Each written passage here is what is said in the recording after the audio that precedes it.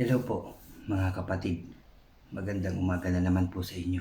Nandito na naman po ako, Brother OG po, para mag-share sa inyo ng salita ng ating Diyos. Dito pa rin tayo sa Levitico mga kapatid.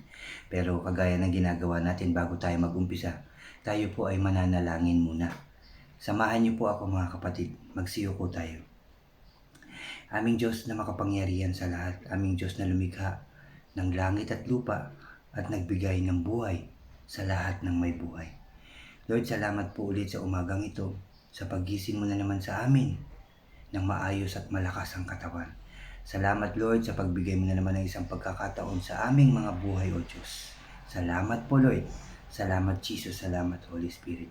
And Lord, salamat din Lord sa pagkakataon na naman na binigay mo po sa amin ngayong umagang ito, ngayong araw na to, na makarinig ng iyong mga salita, makapag-aral at makapagbasa. Salamat po Lord, at inaangkin na po namin ang aming katagumpayan Lord ng aming gawain ito. Buksan mo po ang aming mga puso't isipan upang ito'y lubusan naming maunawaan at maitatak namin sa kailaliman ng aming mga puso. Samahan mo rin po ako Lord, turuan, gabayan, upang puro salita mo lamang ang lumabas sa aking bibig. Thank you Lord. Salamat po muli aming Diyos, aming Panginoong Jesucristo.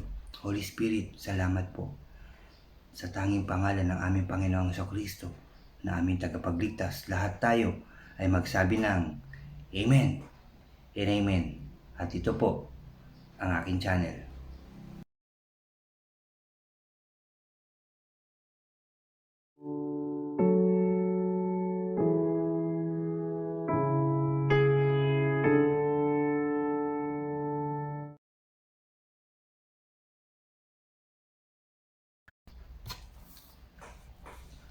Hello po ulit mga kapatid, welcome ulit sa aking channel. Diyan po sa mga bago sa aking channel, huwag niyo pong kalimutan na mag-subscribe po kayo. Paki-like and share niyo rin po ang aking mga videos at paki-click na rin po ang notification bell para lagi po kayong updated sa mga bago ko pang i-upload. Salamat po, salamat. Kahapon isinare ko po sa inyo ang chapter 10 na dalawa po ang pamagat nito. Una sa chapter 1, chapter 10 verse 1, ang kasalanan ni Nadab at Abihu, yung dalawang anak ni Aaron na nagkamali sa pagsunog mga kapatid ng ihahandog sa ating Diyos. Kaya sila ay tinupok ng apoy ni Yahweh. Pangalawa, dito sa verse 8, mga tuntunin tungkol sa pagkain ng mga pari. At ngayon po mga kapatid, dito na tayo sa chapter 11 mga kapatid, at ito'y may pamagat na mga hayop na maaari at di maaaring kainin. Dito mga kapatid, sinabi ng ating Diyos yung mga dapat hindi kainin noong mga panahon na yun. Pero halos lahat na yata ay kinakain ng ibang mga tao mga kapatid. Ulitin ko lang, chapter 11, sabi dito, mga hayop na maaari at di maaaring kainin. Sinabi ni Yahweh kina Moses at Aaron, ganito ang sabihin ninyo sa bayang Israel, sa mga hayop na lumalakad sa lupa, makakain ninyo ang lahat ng hayop na biyak ang kuko at mumunguya ng pagkain mula sa sikmura. Biyak yung kuko mga kapatid. Sabi dito ng ating Diyos. Kaya, sabi dito, kaya ang kamelyo kahit na ngumunguya ito, ngunit hindi biyak ang kuko, ay di dapat kainin. Di ba buo ang kuko? Parang ang kabayo rin po yata ay buo, hindi biyak ang kuko. Sabi dito, ang dagang gubat ay ngumunguya rin ng pagkain mula sa sikmura, ngunit hindi biyak ang kuko. Hindi ito malinis, sabi ng ating Diyos. Ang dagang gubat, hindi ito malinis, kaya di dapat kainin. Ang kunehong gubat ay ngumunguya rin ng pagkain galing sa sikmura, ngunit hindi rin biyak ang kuko nito. Ang kuneho mga kapatid, ito'y rabbit, hindi ito malinis. Ang baboy, ito verse 7 mga kapatid ng chapter 11, ang baboy biyak nga ang kuko, ngunit hindi naman ngumunguya ng pagkain mula sa sikmura, kaya hindi ito dapat kainin. Huwag kayong kakain ng karne, ni hipo man ng bangkay ng mga hayop na ito. Marumi ito para sa inyo. Sabi niya, mga kapatid, nung panahon na to, sinasabi ito sa mga Israeli nung panahon na yun, mga kapatid, dito sa Biblia. Yung mga binanggit na hindi dapat kainin, na yung hindi biyakang kuko, mga kapatid, ay hihipo daw, ay huwag hahawak dahil ito'y, sabi dito, marumi, sabi ng ating Diyos. Sa mga nilikhang nasa tubig, maging alat o tabang, ang maaari lamang ninyong kainin ay ang mga isdang may palikpik at sabi dito, kaliskis. Yun lamang daw, yung may mga palikpik, yung mga hayop sa dagat, mga kapatid. Ulitin ko lang, sa mga nilikhang nasa tubig, maging alat o tabang, ang maaari lamang ninyong kainin ay ang mga isdang may palikpik at kaliskis. Ngunit ang isdang walang palikpik at kaliskis, malaki man o maliit, sa dagat o ilog ay marumi para sa inyo. Sabi ng ating Diyos yan. Huwag kayong kakain nito at iwasan ninyo ang mga patay nito, sabi dito. Lahat ng nilikha sa tubig na walang palikpik at kaliskis ay huwag ninyong kainin. Tungkol naman sa mga ibon, ang mga ito, ang huwag ninyong kakainin sapagkat marurumi. Ang agila at ang buitre at ang agilang dagat, ang lawin at ang limbas at mga kauri nito. Yan ang sinabi. Tungkol naman sa, ulitin ko lang, verse 13, tungkol naman sa mga ibon, ang mga ito ang huwag ninyong kakainin sapagkat marumi. Ang agila, ang buitre at ang agilang dagat. Sabi sa 14, ang lawin at ang limbas at mga kauri nito, lahat ng uri ng uwak. Ang mga ostrich, sabi dito, panggabing lawing dagat at mga kauri nito, lahat ng uri ng kuwago, ibong, maninisid ng dagat ay, sabi dito, ang kuwagong parang may sungay at ang pelikano, at ang pelikano, ang lahat ng uri ng tagak at tariktik, paniki at kabag. Hindi yan kinakain. Lahat ng kulisap na may pakpak at may apat na paa ay marumi para sa inyo, mga kapatid. Maliban sa mga kulisap na lumulundag, tulad ng lahat ng balang na mahaba ang ulo, balang na kulay berde at bawat balang sa ilang, ang lahat ng naglipanang lumilipad na may apat na paa at itinuturing ninyong marumi. Sabi dito, ituturing ninyong marumi, yung may mga apat na paa, mga kapatid. Ang sino mang humawak sa bangkay ng mga hayop na ito ay ituturing na marumi hanggang sa paglubog ng araw. Ang sino mang dumampot sa mga ito ay ituturing na marumi hanggang sa paglubog ng araw. At dapat niyang labhan ang kanyang damit. Bawat hayop na biyak ang kuko, ngunit hindi ngumunguya ng pagkain mula sa sikmura ay marumi. Nga ata ituturing na marumi rin ang bawat humawak nito. Kahit hawakan mo lang yung mga pinagbabawal ng ating Diyos na kainin, sabi dito, ay marumi rin. Ituturing ninyong marumi ang mga hayop na may apat na paa, ngunit ang kuko'y hindi sumasayad sa lupa kapag lumalakad. Ang sino mang humawak sa bangkay nito ay ituturing na marumi hanggang sa paglubog ng araw. Dapat labhan ang kasuotan ng sino mang humawak nito at siya ay ituturing ninyong marumi hanggang sa paglubog ng araw. Marumi, hahawa ka pa lang. Di lalo na pag kinain mo yung mga pinagbabawal na yun na pagkain ng ating Diyos. Sabi sa verse 29, sa mga hayop na naglipa na sa lupa, ituturing ninyong marumi ang mga sumusunod. Sinabi dito, mga kapatid, inisa-isa ulit ng ating Diyos. Ulitin ko lang ang 29, verse 29 ng chapter 11. sa mga hayop na naglipanan sa lupa, ituturing ninyong marumi ang mga sumusunod.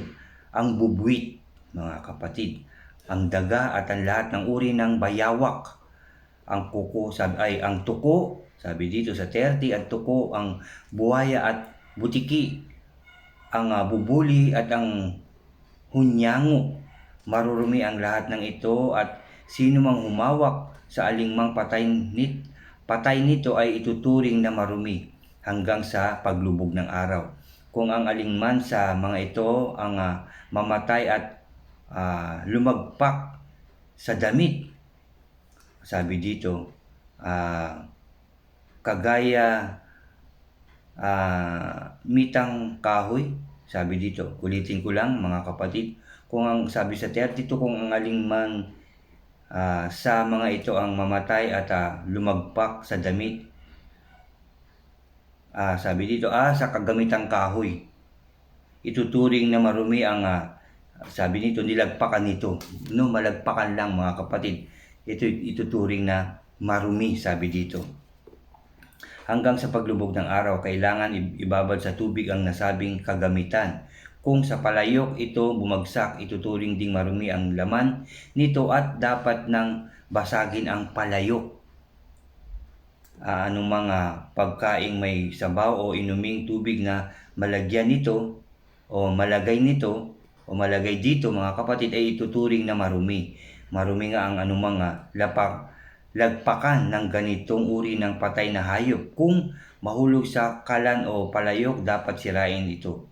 Ituturing ng marumi iyon. Ngunit ang batis o ipunan ng tubig na malaglagan nito ay mananatiling malinis. Gayunman ang humawak sa patay na hayop ay ituturing na marumi. Kung ang patay na hayop ay lumagpak sa binhing pananim, ito'y mananatiling malinis. Ngunit kung ang binhi ay babad na sa tubig, magiging marumi na ito, sabi ng ating Diyos. Kung mamatay ang anumang hayop na maaaring kainin, ang sino mang humawak rito ay ituturing na marumi hanggang sa paglubog ng araw.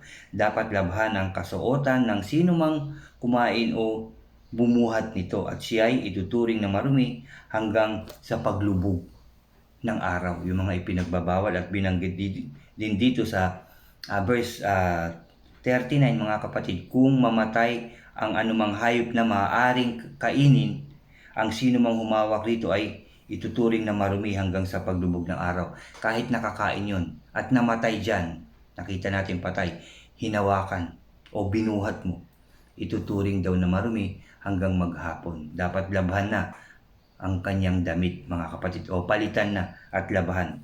Sabi sa 41, mga kapatid, lahat ng maliliit na hayop na gumagapang sa lupa ay huwag ninyong kakainin sapagkat ito'y marumi. Ulitin ko lang ang verse 41.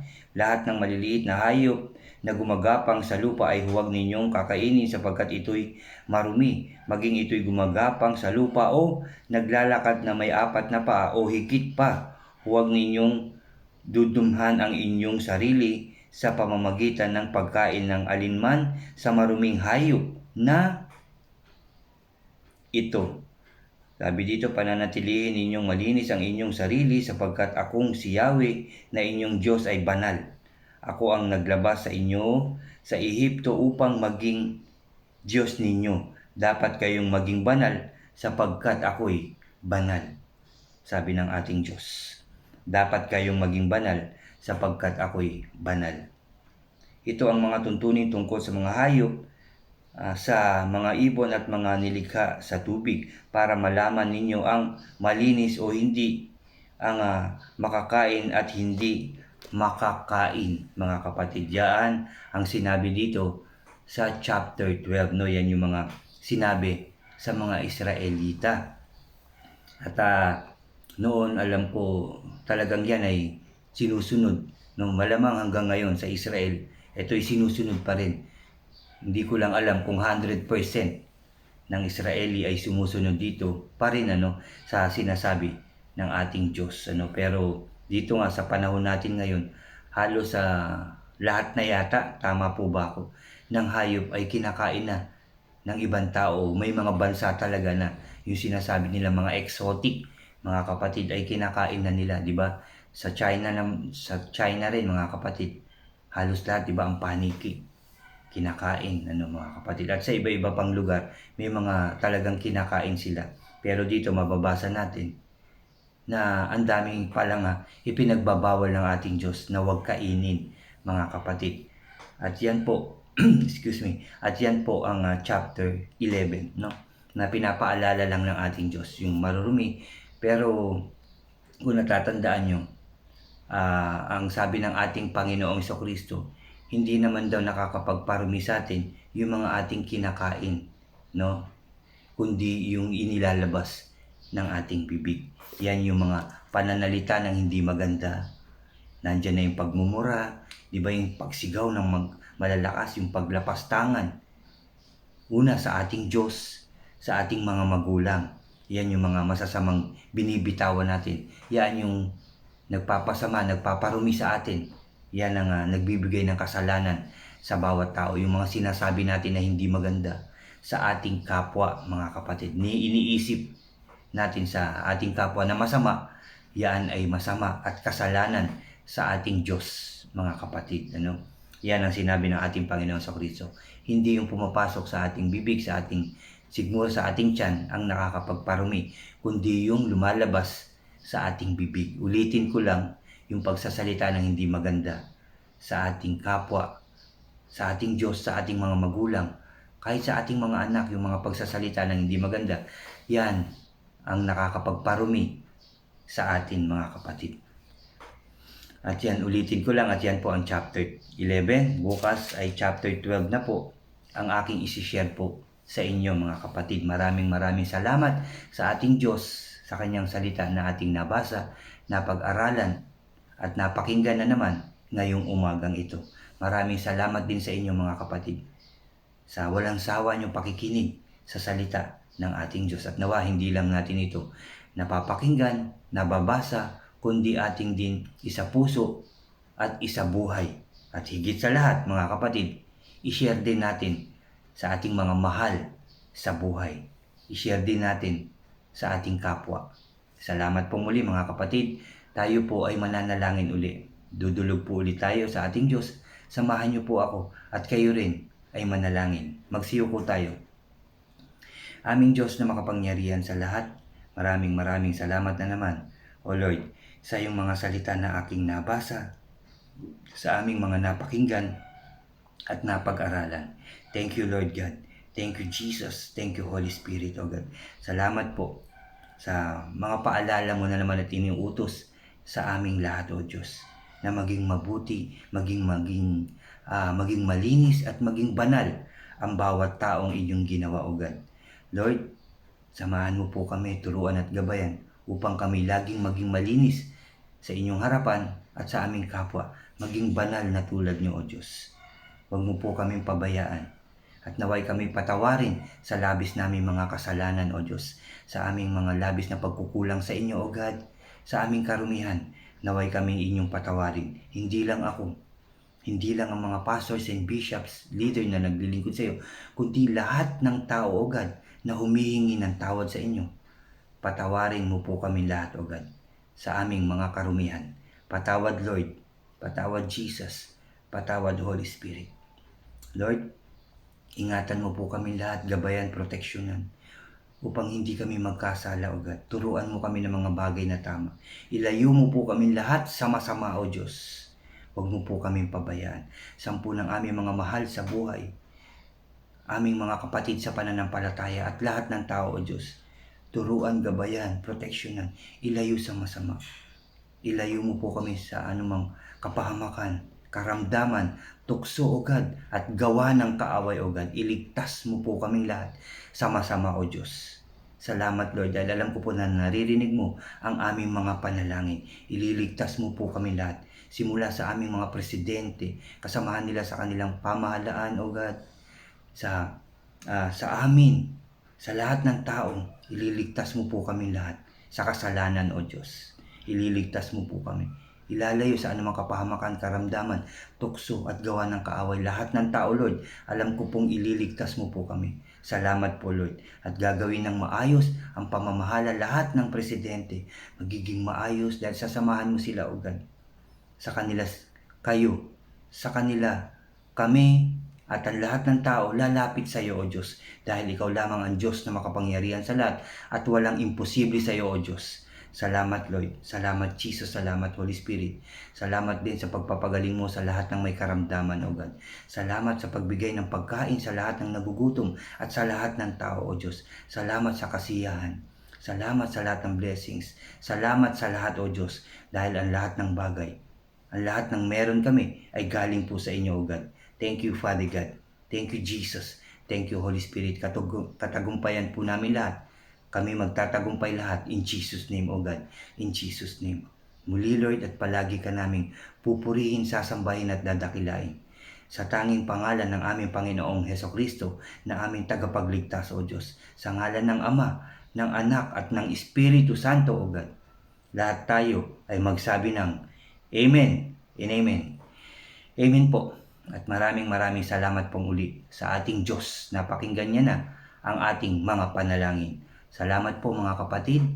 Mabuhay po tayong lahat sa pangalan ng ating Panginoong Hesukristo. God bless po sa inyong lahat at God bless po sa ating lahat. Salamat po.